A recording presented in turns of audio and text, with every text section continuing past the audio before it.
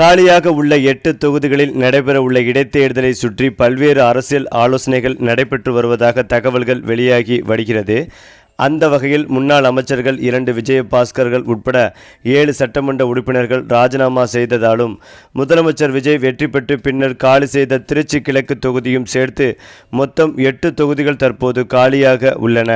இதில் திருச்சி கிழக்கு, பெருந்துறை, அம்பாசமுத்திரம், விராலிமலை மற்றும் கரூர் ஆகிய 5 தொகுதிகளில் தேர்தல் தொடர்பான வழக்குகள் நிலுவையில் இருப்பதால் ஜூலை 31ஆம் தேதி வரை இடைத்தேர்தல் அறிவிக்க சென்னை உயர்நீதிமன்றம் இடைக்கால தடை விதித்துள்ளது. மேலும் கட்சி தாவல் தடை சட்டத்தின் கீழ் சபாநாயகர் மற்றும் நீதிமன்றத்தில் அளிக்கப்பட்ட புகார்களும் தேர்தல் நடைமுறையில் தாமதத்தை ஏற்படுத்தி உள்ளதாக கூறப்பட்டும் வருகிறது. இதற்கிடையில் காலியாக உள்ள தொகுதிகளில் நடத்தப்பட்டதாக கூறப்படும் கருத்து கணிப்பு முடிவுகளில் திருச்சி கிழக்கை தவிர மற்ற 7 தொகுதிகளில் தாவேகாவிற்கு சாதகமான சூழல் இல்லை என தகவல் வெளியாகி வருகின்றனர். இதன் அடிப்படையில் ராஜினாமா செய்த அதிமுக எம்எல்ஏக்களில் 2 விஜயபாஸ்கர்களை தவிர மற்ற 5 பேருக்கு மீண்டும் போட்டியிட வாய்ப்பு குறைவாக இருப்பதாக அரசியல் வட்டாரங்களில் பேசப்பட்டும் வருகிறது.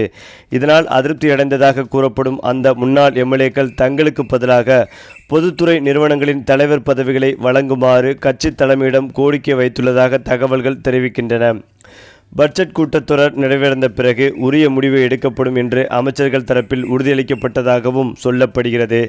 அதே நேரத்தில் தங்களுடைய அரசியல் எதிர்காலம் குறித்து கவலையடைந்த சிலர் அதிமுகவில் உள்ள பழைய நிர்வாகிகளுடனும் நண்பர்களுடன் மீண்டும் தொடர்பில் இருப்பதாக அரசியல் வட்டாரங்களில் தகவல்களும் பரவி வருகின்றன. குறிப்பாக அதிமுகவின் முன்னாள் அமைச்சர்களான 2 விஜயபாஸ்கர்கள் உட்பட 7 எம்எல்ஏக்கள் தங்களின் பதவியை ராஜினாமா செய்துவிட்டு தாவேகாவில் இணைந்தனர். இவர்களின் 7 தொகுதிகள் மற்றும் முதல்வர் விஜய் போட்டியிட்டு ஜெயித்து ராஜினாமா செய்த திருச்சி கிழக்கு ஆகிய 8 தொகுதிகள் காலியாக இருக்கின்றன.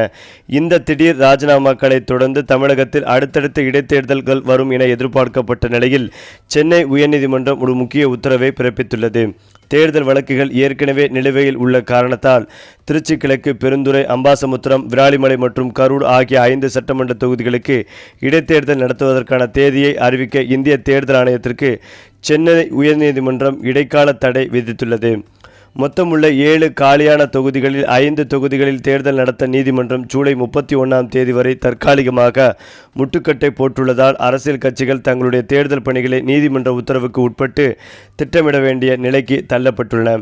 இவர்களின் செயல்பாடுகள் கட்சி தாவல் தடை சட்டத்தின் கீழ் வருவதால் அவர்களின் பதவியை படிக்க வேண்டும் என்று சபாநாயகர் ஜேசிடி பிரபாகரிடம் புகார் கொடுத்திருக்கிறார்கள்.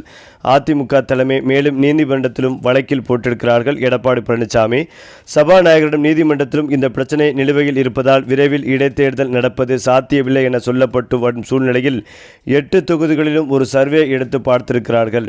அமைச்சர் ஆதவ் அர்ஜுனாவின் வாய்ஸ் ஆஃப் காமன் நிறுவனம் திருச்சி கிழக்கு தவிர 7 தொகுதிகளிலும் எதிர்மறையாகத்தான் ரிசல்ட் வந்துள்ளதாம்.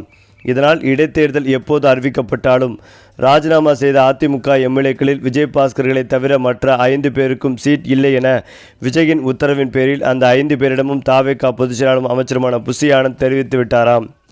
இதனால் அந்த 5 பேரும் கடந்த சில வாரங்களாகவே அப்செட் ஆகியிருக்கிறார்கள். இதனால் தலைமைச் செயலகம் வருவதை குறைத்து கொண்டனர். இந்த நிலையில் தங்களுக்கு மீண்டும் சீட் இல்லை என்றால் முக்கியத்துவம் மிகுந்த பொதுத்துறை நிறுவனங்களின் சேர்மன் பதவி வழங்குங்கள் என்று ஆனந்திரம் ஆதவ் அர்ஜுனாவிடம் சமீப நாட்களாக அந்த 5 பேரும் வற்புறுத்தி வருகிறார்களாம். அப்போது ஒவ்வொரு நாளும் இதையே என்னிடத்தில் வற்புறுத்தாதீர்கள், முதல்வரிடம் சொல்லியிருக்கிறேன், பட்ஜெட் கூட்டத்தொடர் முடிந்ததும் உங்களுக்கு நல்லது நடக்கும், கொஞ்சம் பொறுத்திருங்கள் என்று அவர்களிடம் தெரிவித்திருக்கிறார்கள் அமைச்சர்கள். இதற்கிடையேதான் அதிமுகவில் உள்ள தங்களின் பழைய நண்பர்களிடம் பேசும் இவர்கள் மனம் விட்டு பேசிக் கொள்கின்றனர். நாங்கள் தப்பு பண்ணிட்டோம், இப்போதான் அந்த தப்பு புரிய வருகிறது. அமைச்சர் பதவிக்கு ஆசைப்பட்டு தவறான முடிவை எடுத்துவிட்டோம். தொகுதியில் போட்டியிட சீட் இல்லை என்றும் சொல்லிவிட்டனர். எங்களுக்கு அப்படியே சீட் கொடுத்தாலும் எங்களால் ஜெயிக்க முடியாது. எந்த முக்கியத்துவமும் எங்களுக்கு தாவேகாவில் இல்லை. இனி எங்களுக்கு அரசியல் எதிர்காலம் இருக்கிற மாதிரி தெரியவில்லை என்று புலம்பி தள்ளி வருகிறார்கள். அது மட்டுமில்லாமல் தமிழக சட்டமன்ற தேர்தலில் பெரம்பூர் மற்றும் திருச்சி கிழக்கு ஆகிய 2 தொகுதிகளில் முதல்வர் ஜோசப் விஜய் போட்டியிட்டு வெற்றி பெற்றார். இதற்கு பிறகு அவர் திருச்சி கிழக்கு தொகுதி சட்டமன்ற உறுப்பினர் பதவியை ராஜினாமா செய்தார். இதனால் திருச்சி கிழக்கு தொகுதி காலியானதாக அறிவிக்கப்பட்டு இடைத்தேர்தலுக்கு தயாரானது.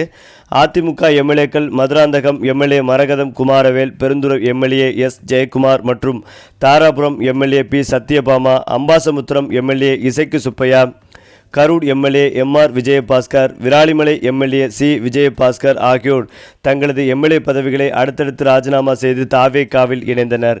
இதனால் திருச்சி கிழக்கு உட்பட 7 தொகுதிகளுக்கு இடைத்தேர்தல் நடைபெறும் என்றும் எதிர்பார்க்கப்பட்டது. திருநெல்வேலியைச் சேர்ந்த வெங்கடாஜலபதி என்பவர் திருச்சி கிழக்கு, கரூர், விராலிமலை, பெருந்துறை, அம்பாசமுத்திரம் ஆகிய 5 தொகுதிகளுக்கு இடைத்தேர்தல் நடத்த தடை விதிக்க வேண்டும் என சென்னை உயர்நீதிமன்றத்தில் பொதுநல மனு தாக்கல் செய்தார். அந்த மனுவில் வேட்பாளர்களின் வெற்றியை எதிர்த்து தாக்கல் செய்யப்பட்ட தேர்தல் வழக்குகள் நீதிமன்றத்தில் நிலுவையில் இருக்கும் போது இடைத்தேர்தல் அறிவிப்பை வெளியிட தேர்தல் ஆணையத்திற்கு தடை விதிக்க வேண்டும் என்று கோரியிருந்தார். அந்த மனுவை விசாரித்த உயர்நீதிமன்றம் திருச்சி கிழக்கு, கரூர், விராலிமலை, பெருந்துறை, அம்பாசமுத்திரம் ஆகிய 5 தொகுதிகளுக்கு இடைத்தேர்தல் அறிவிக்க தேர்தல் ஆணையத்திற்கு தடை விதித்து உத்தரவிட்டது. இந்த தடை ஆகஸ்ட் 24ஆம் தேதி வரை நீட்டிக்கப்பட்டுள்ளது. இந்த நிலையில் இந்த தடையை நீக்க வேண்டும் என கோரி விராலிமலை தொகுதி முன்னாள் எம்எல்ஏ ஜி விஜயபாஸ்கர் மற்றும் கரூர் முன்னாள் எம்எல்ஏ எம்ஆர் விஜயபாஸ்கர் ஆகியோர் சென்னை உயர்நீதிமன்றத்தில் மனு தாக்கல் செய்தனர். சி விஜயபாஸ்கர் அளித்த மனுவில் தேர்தலில் 2வது இடத்தை பிடித்த தாவேகா வேட்பாளர் முருகேசன் தேர்தல் வழக்கை தாக்கல் செய்யவில்லை. மாறாக 3வது இடத்தில் இருந்த திமுக வேட்பாளர் செல்லப்பாண்டியன் தான் தேர்தல் வழக்கை தாக்கல் செய்துள்ளார். அதனால் ஒருவேளை என்னுடைய வெற்றி செல்லாது என அறிவித்தாலும் கூட திமுக வேட்பாளரை வெற்றி பெற்றவராக அறிவிக்க வாய்ப்புகள் இல்லை. ஏனென்றால் அவர் 3வது இடத்தில் இருக்கிறார். அது மட்டுமில்லாமல் தேர்தல் வழக்கை தாக்கல் செய்வதற்கு முன்பே நான் என்னுடைய பதவியை ராஜினாமா செய்துவிட்டேன். அதனால் இடைத்தேர்தல் நடத்த அனுமதித்தால் எந்த ஒரு சிக்கலான சூழல் இருப்பதற்கும் வாய்ப்புகள் இல்லை. எனவே இடைத்தேர்தல் அறிவிக்க விதிக்கப்பட்ட தடையை நீக்க வேண்டும் என குறிப்பிட்டுள்ளார். குறிப்பாக கரூர் முன்னாலே எம்ஆர் விஜயபாஸ்கர் தாக்கல் செய்துள்ள மனுவில் கரூர் தொகுதியில் 80 வேட்பாளர்கள் போட்டியிட்ட நிலையில் என்னுடைய வெற்றி செல்லாது என அறிவித்தாலும் தாவேகா வேட்பாளர் மதியழகனோ அல்லது வேறு எந்த வேட்பாளராக இருந்தாலும் அவர்களை கரூர் தொகுதியுடைய மக்கள் பிரதிநிதியாக அறிவிப்பதற்கு வாய்ப்புகள் இல்லை.